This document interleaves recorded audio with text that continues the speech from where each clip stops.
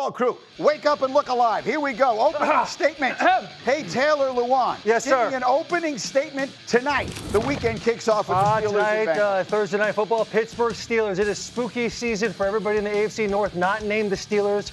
After they win this game, which they should win, I am ready to crown the Pittsburgh Steelers as the winner of the AFC North. The Ravens have dug themselves too much of a hole.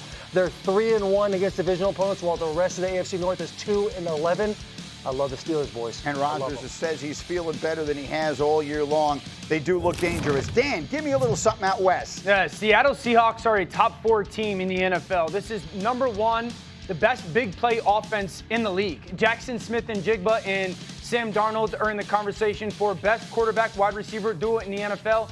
And their defense and their defensive line, DeMarcus Lawrence came over from the Cowboys. He looks like Charles Haley playing in that all-white uniform. Their defense is one of the, if not the best defensive fronts in football. They're a top 4 team. All right, so that's one NFC contender. Hawk, how about another one? The Bucs are the best team in the NFL. And Baker Mayfield may be the MVP. He's playing out of his mind. There's not a single play that he has to make in the course of a game that he's not confident in. There was that time when we thought Mike Evans was the reason why all his quarterbacks played well, but he's out. Emeka Egbuka, Tez Johnson, doesn't matter. Baker Mayfield balls. He's been terrific. And finally, Will, give me the boldest of them all.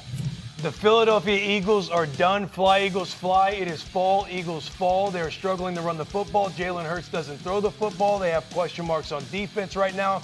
Their record 4-2 is a pig with lipstick. If CeeDee Lamb catches the deep ball, Cowboys win. Yep. The Rams, they don't block that field goal, the 2 field goals. Yep. Rams win the game. This one might be a reach. People talk about the Buccaneers. If they don't block that punt, the Bucs beat them. They could easily be 1-5, and I think the Eagles are in trouble. Yikes. Then they've had this mini bye. We haven't seen the Eagles play in what feels like forever, going back to last Thursday. This is interesting. We're going to let you hear from them, and then we're going to show you exactly what their problem is in a way that no one else has done before. But let's start with Jalen Hurts talking about the current state of this offense after these back-to-back losses.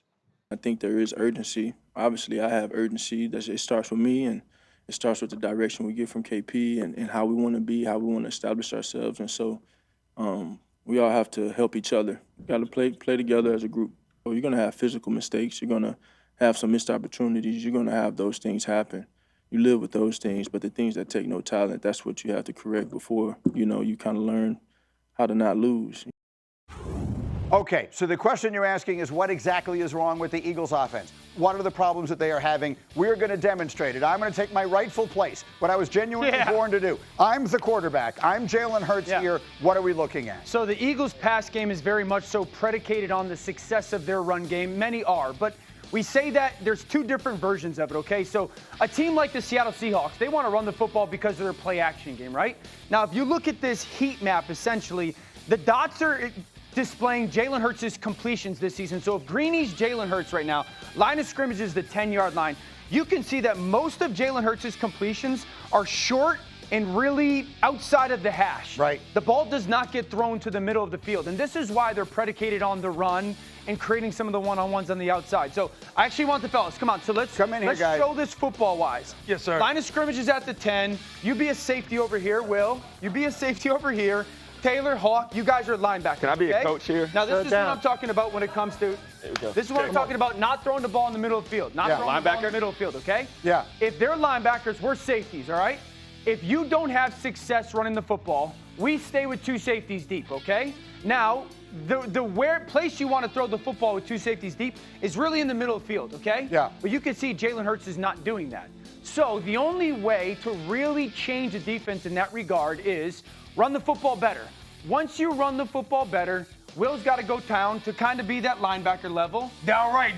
I go deep, okay? Now, those throws on the outside, those one-on-ones to A.J. Brown, they're viable options. If you don't run the football better, you guys get back to linebacker, you get back to a safety, okay? The only other way to change that is to go play-action pass, okay? When you run play-action pass, these guys get a little closer to the line of scrimmage. We get deeper, and then this area is where you would want to throw the football. The problem is the Eagles don't do that. And so what you're seeing is, since they can't run the football, safeties stay deep. There's no one-on-ones created on the perimeter, so every throw is really short and really to the numbers. and there's no willingness to throw the ball in the middle of the field. Okay, I love it. I love that we did it. I love the intensity you guys brought to it. Yes. Lose the helmets for a minute here so we can have a conversation about it. So here's the question I have. It's sort of a chicken and egg thing. Is this happening because they can't run the ball? Or can they not run the ball because this is happening? Do you follow what I'm saying? This is happening because they're not having success running the football. And why aren't they? Well, they're getting beat one-on-ones. Yep. They're predictable in their run. They're not as dominant. I don't think that their run game, in your perspective, is enough at the defense. It feels like a lot of their runs is side to side this year in east to west. And their lack of success running the football and then lack of willingness to throw the football in the middle of the field is not allowing A.J. Brown and Devontae Smith to have one-on-ones on the outside. I don't disagree with Dan. They are, from an offensive line perspective, they're definitely missing. One guy's missing here or there every single time. You look at the two big runs they had in the first series of that game.